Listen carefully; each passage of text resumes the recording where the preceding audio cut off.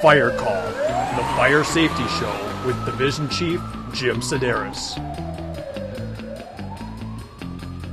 Hi, my name is Division Chief Jim Sedaris, and you are watching Firecall, where we take you behind the scenes, Sioux Falls Fire Rescue, and this show is just slathered with Sioux Falls Fire Rescue firefighters doing everything from talking about gear to being at fires to doing just about everything you want to know, and we're answering a lot of those viewer mails. Most importantly, we're going to do Q-sirens this show, and everybody loves the sound of a Q-siren. But first, get to those shout-outs. Now, these shout-outs and questions, if you send them in off the website, you'll get a sassy Sioux Falls Fire Rescue t-shirt.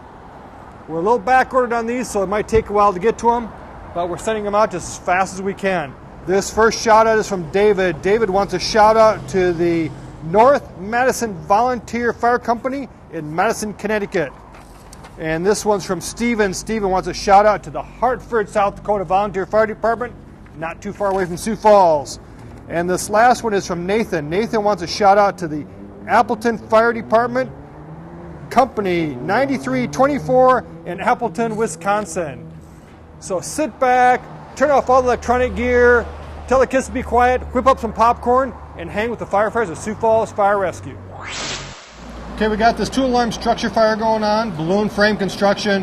One of the first crews in was Kirk Rangel. And Kirk, now you were in that crew, you went in right away. Tell us, what did you see when you went in? Give our viewers kind of a taste for what it's like to be the first in on a structure fire. First in on a structure fire, you kind of have to do most of the work initially on scene. So you got to make sure you got your tools at the door, forcible entry tools. I knew that my captain was doing his 360 scene size up, so he kind of leaves it upon his two firefighters to get everything ready. So we got to advance. First, we got to pull our tack line, inch and 3/4. Initially, when we rolled up on scene, there was a lot of heavy smoke coming across Minnesota Avenue, so we knew we had heavy fire. But when we pulled up on scene, we had flames coming out the north side window of the first floor. So our captain wanted us to push it out by coming in through the south side. So we took our line through that entrance on the south side. And now when you got inside, what did you see? Was it hot? Was it smoky? How was the visibility? Did you have much fire there? It was actually pretty nice. Visibility was good. I was able to stay up on my feet. I actually had my other firefighter, Brian Kringstad, take the nozzle, and I had the tools. And I was right behind him, helping him advance hose, but there was a lot of fire. It was almost like a backdraft scene. Sure. But the heat wasn't too bad, and the smoke wasn't either. So that way I knew it was self-ventilating, and it was self-ventilating. So what that means is we have this fire going on, it's blowing the heat out, and you can stay underneath it and move in on it. Yeah, I think most of the heat was ventilating out that north window. The other thought I had was I already knew that being that there was that much fire, it was already going up through the walls to the second and third floor. So we knocked that down pretty quick. Brian Kringstad was on the nozzle. Knocked that down pretty quick. Wayne asked what's going on. I said it's knocked down. He had heard from a safety officer that there was access on the south side, that there were more apartments, and we needed to do a search there. So we left our hose there. We had to pull another line and make entrance through the south side, and there were 3 apartments there. So then we had to do forcible entry in one apartment there. Now when you talk about forcible entry, now you just got done, you kind of wore out, but what do you do when you do forcible entry besides knock, no one answers? What's our next step? It's funny you mention that. Just for a tip for some other firefighters out there, I know there's a lot to do, and you don't have so many hands to be able to carry a lot of things, because I have to help advance the hose. But what I did was I slid my fly-headed axe through my belt of my SCBA strap. Sure. And that's a nice little holster there. So when you come upon, when you need to forcible enter a door, then you just pull your axe out, and it's not in the way. Yep. Kind of use it like a master key. So use the flathead axe to get through that door, and so now you had fire on both sides of this structure because of the balloon frame construction. Did you find much fire over there too? No, we didn't find any fire on that side. I mean, it was already in the ceilings and through the walls. We just did our search there, and then we exited once we were done with our search.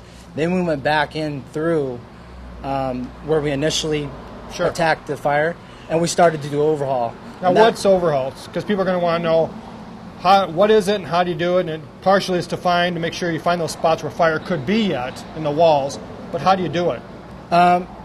You know, and that's another tip for other firefighters is irons aren't the only tools that you want to think about. Irons are? Irons are your Halligan and your flathead axe. Okay. You want to think about your short pike pole. That's a tool that you're going to need to be able to pull the sheetrock and pull ceiling. So that's what overhaul is finding that fire behind the walls and behind the ceiling that you're not going to see, you know, without pulling that. If you don't do a good job at that, we're going to be back here or back to the residence at another time. Right. Well, Kirk, thank you. I'll let you get back with your crew and appreciate all your hard work. Thank you, Jim. Firefighters are always on duty. Even when you think you're just going to work, you never know what's going to happen. Battalion Chief Steve Dirksen has a great story. He was not only the first one on this fire, but he was the first one and he wasn't even at work yet. Steve, tell us what happened. You were coming to work? I was on my way to work. Come in, I usually like to work out before I start my day, so I start pretty early in the morning. I was coming down Minnesota Avenue and I saw kind of looked foggy. I'm like, what the world's going on? And just as I got to 18th Street, I heard the page over my radio because I turned my radio on as I come to work, and I heard the fire at 508 South Minnesota. So I thought, I better stop and see what's going on as I go by, and I saw flames coming out of the Bravo side of the structure as I drove by. So then what'd you do? Well, I stopped and said, well, what do I do now? And I made the decision that there was residents starting to exit the structure already, so I heard smoke alarms going off in the building. So then I just started knocking on doors and yelling at people. Of course, I was in shorts and a T-shirt, so I wasn't going to make any entry, obviously, but did the best that we could. And I paired up with a police officer, and we went on the back side of the building and knocked on doors and yelled for people to get out. And now it's a couple hours later. We're still at this building. Now you're the incident commander. That's the way it works some days, Jim. You know, you just roll from one punch to the other. So you're kind of a full-service guy. That's what the job is. Always doing our job. Well, thanks a lot, Steve. Yeah, thanks. Some of the most important things to be thinking about in these large fires: safety and also the building construction. I have with me Todd Lowe. Todd, you're right now assigned the safety officer. We got someone to fill your role for a minute. Tell us a little bit about balloon frame construction and then the role of the safety officer in these fires. Well, the concern we have balloon frame construction is that it creates hidden chases and hidden voids within the structures. When this type of construction was first introduced, the manner by which they constructed these buildings made it conducive to fire extension travel, both vertically and horizontally through hidden voids. My role as a safety officer is visualizing that from the outside. The crews on the inside may not be able to see events or fire conditions that are occurring from the outside. So as I do a 360 of the building, I'm keeping them apprised to smoke changes and conditions and giving them the opportunity or informing them of the possibility of fire extending through these hidden voids. The balloon frame construction, the interesting thing about it is that it creates a natural chimney. With the type of construction and the age of the house, insulation is of poor quality at this time, and you have fire that gets in those hidden voids in those walls, and they can travel vertically and skip several floors and not be identified or present itself until it either comes out the attic or a weak spot in a floor above it. So we can have a fire in the basement and the attic same time because of that balloon frame construction. Now, when you think of balloon frame construction, can you explain to our viewers what it actually is when they construct these houses in the early 1900s? How did they build them that makes this balloon frame construction? Well, the construction era that balloon frame construction stopped was about the 1950s. The principle behind it is that instead of having what we're used to 8-foot and 9-foot wall studs with a plate on top of it, they use full dimensional lumber or scap, two pieces side by side that go from the main level all the way up to the roof, and the floors don't cover those voids, and along with that, it creates, there's no fire stops in there at all. So it literally has a run all the way up from the basement to the roof. That is correct. And where most people are used to seeing what we call a platform frame construction is that you're required to, and it's also supported by new fire codes, that we're required to have a fire stop for every 10 vertical foot of travel. So history has proved itself over the years, and the concern that it's raised for the fire service is fires in balloon frame construction. And through the process of that, better codes and better code enforcement towards stopping that. For firefighters, what are the concerns when you get to a home, looks like it was built in the 50s, and you think it's balloon frame construction? What are some of the things that you want to be thinking about, right on your plate as you're going into that fire when you're thinking about balloon frame construction? You need to be concerned about hidden fire. We get used to arriving on scene and we get so at times we look at where the visible fire is at, but when we're entering the structures and there's not a lot of visible fire, you need to have a high degree of concern that fire could be in those hidden walls, and you need to be aggressive at opening those walls and those ceilings up. And with this type of construction that we have behind us too, this has been remodeled. That's another significant concern for us over the years. Yeah, and the apartment configuration of this, we have no idea what changes or alterations they've made to this structure. There could be hidden rooms. There could be different ceilings put in. You just never know what you got. Absolutely. Well, let's get back to work, Todd. Thanks. Thank you. If you have any questions about balloon frame construction, fire those questions in, and we'll see if we can get Todd back on. Thanks a lot. Got some questions on gear, but first we got a shout out. This shout out is to the West I-10 Volunteer Fire Department in Katy, Texas, and that shout's from Richard. Richard is in Katy, Texas. Got a lot of questions on gear, more questions on gear, and I had the perfect person to answer these, Jared Nices. Jared is a second-generation firefighter from Sioux Falls Fire Rescue. His dad, Gene Nices, was a driver here. Great guy, lots of stories. You ready now? Sure. Hold down the enthusiasm level, Jared. I'll do the best I can. Okay. Both these three questions, one's from Richard in Katy, Texas, Stephen in Blue Point, New York, and Kenny. Kenny lives in Clarkton, North Carolina. They all want to know about the difference between why some departments wear black bunker gear, why some departments wear tan, and why we pick tan. Well, color is basically a preference. The tan gear that we have, it's easier to see that it's dirt. It gets dirt on it. It's graded in the fires. The more fires you go to, the more, I guess, the more heat that gets on the gear, the more dirt you get on it. Obviously, it's going to reduce the life of it. Usually every 7 years, I think, is what kind of rotation we have in getting new gear.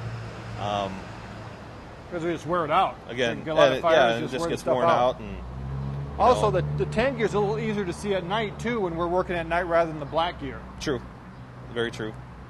And basically, it's up to whoever's in charge of person decides the color. I mean, I know I was never asked about color, so... And what would you say if you were asked? Whatever you give me, as long as it works. Next question's about boots. And these questions are all kind of about the same type of questions. This is from Craig. Craig lives in Sarnia, Ontario, Canada. And also Robert. Robert lives in Minersville, Pennsylvania. They want to know, how do firefighters' boots keep them safe? What are they made of? Now, we have some of the older style boots that some people might be familiar with and our new style. Yeah, these are the ones that I was issued, and these are the ones that I bet probably 99% of our department wears now. I know of a couple of the older guys that still wear the rubbers. They're made of leather. They got a steel shank. What's a steel shank toe. mean? Steel shank is along the bottom. So when we're working in hostile environments, nails sticking up, anything that could possibly puncture through the floor of our boot protects us from that. The steel toe, anything crushing, falling on them. Sure, because that'd be protect the toes. Any ladders can come down. Yep, ladders. Any kind of heavy, doing extrication. Yep. Anything that can hurt you without a steel protecting you it's going to protect you from. They're also a little bit more durable than the rubbers. As you can see, these are, just. Which weighs more? What's that? Which one weighs more, would you say? Rubbers are going to weigh more. We still keep a lot of these in the stations. During flood times, we get to, push cars out of the water or whatever. A lot of guys will throw these on the truck so you don't have to get your leather boots full of water. That's about the only purpose they serve anymore, that and doing cleanup, doing mop-up. And we found out that some of the studies show that firefighters, because when they wear leather, they're lighter, more maneuverable, so they expend less energy, and we can keep them working a little longer and a little more safe for them. Absolutely. Well, it sounds like we got Engine 51s coming back home here. Yeah. Okay, well, thanks, Jared. Appreciate all your help. Problem. We have an awful lot of questions about the most symbolic thing of firefighters, and that's firefighters' helmets. I have Connolly Orth. Connolly is not only a firefighter, but a paramedic, also a flight medic, and does just about anything, and he knows a lot about helmets. Okay, Connolly, you ready for these questions? I'm ready. Okay, first question from Julian. Julian lives in Southgate, Michigan. Whoops, that's going to be your second question. Your first question is, I'm going to give you the trick question first. First question is from Jeremy. Jeremy lives in Lugoff, South Carolina, and he wants to know, why do firefighters have stickers on their helmets? I guess the first reason that firefighters would have stickers on their helmets is because there's an NFPA standard that says you have to have some type of reflective material so that you're highly visible. That's the first reason that we have stickers on them. Second reason is a lot of guys put different stickers on their helmets for personalization reasons, interest of theirs, good luck charms, whatever. Some guys use the four-leaf clover. Some guys will get some of these stickers and they're made to look like the American flag.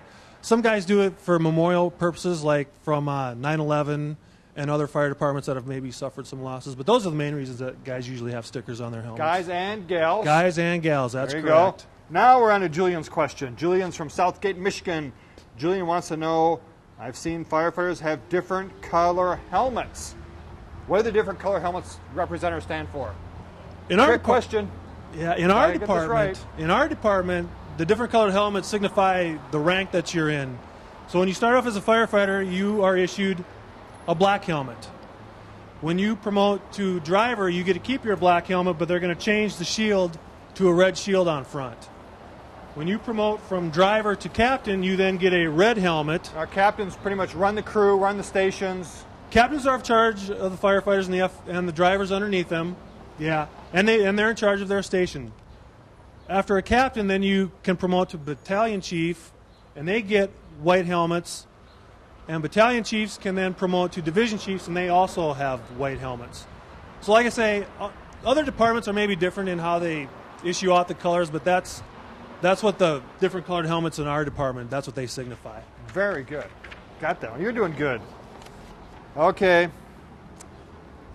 Nick lives in Brick, New Jersey, and Nick wants to know, why are fire helmets made out of leather? Traditionally, that's what they were made out of. I don't want to say in the old days. I might want to offend some of the guys that still have a leather helmet. But at any rate, the newer helmets now, the one that I was issued, they're made out of a polycarbonate type material. That's traditionally what they're made out of now. You can still get the leather helmets, but I don't think they're as common as they used to be. Right. This is leather, tradition, heavier too. That could be. Okay, this one's from Diane. Diane didn't even give us an address where she lives. But she wants to know about visors on fire helmets. And what do the visors on fire helmets do? Well, we got a couple different kinds of visors. Yeah, the visors are meant for protection.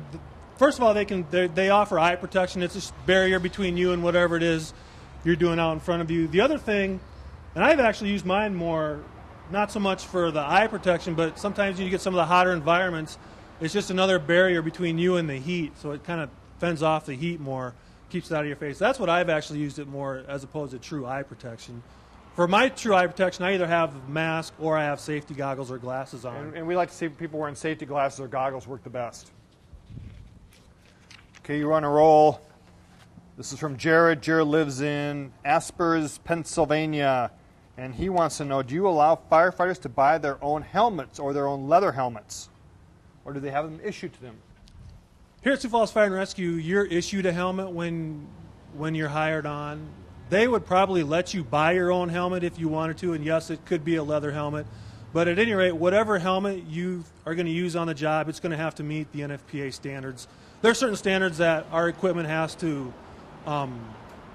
be accredited to, and as long as somebody wants to buy their own helmet and it is accepted by those standards, they would probably be allowed to do that. And they have to have a sticker on the back that will say they're NFPA approved, and they're good to go. Great. Conley, appreciate all your help, and you did a really good job. Thanks. Everybody's favorite sound of fire truck is the Q-siren, and we have questions all about Q-sirens. And I have our favorite mechanic, Dan Hartman, to answer how these things work. So here are the questions, Dan. You ready? Yep. Hard to believe. We were just talking about this. People want to know. We have this question comes from Morgan. Morgan lives in Newcastle, Pennsylvania. Trey lives in Orange City, Iowa. And Dennis, who lives in Newark, Delaware. And they want to know, what about a Q-siren? A federal Q-siren. They want to know, do we use a federal Q-siren?